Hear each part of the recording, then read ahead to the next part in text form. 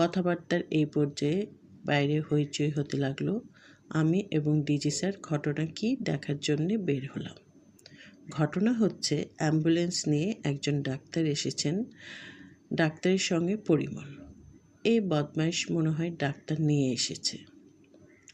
Doctor Zahir স্যারকে বললেন, হাতের সব মাসল টিফ হয়ে গেছে, আপনি কি পা নাড়াতে পারেন?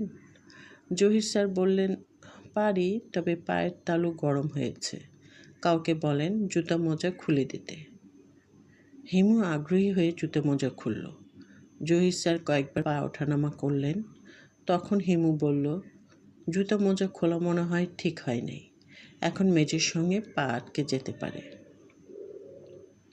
বিস্ময়কর ব্যাপার হলো, হিমুর কথা শেষ হওয়ার সঙ্গে সঙ্গে জহির স্যার কাঁদো কাঁদো কণ্ঠে বললেন, পা আটকে গেছে। ডাক্তার সাহেব ঘটনা দেখে ঘাবড়ে গেছে।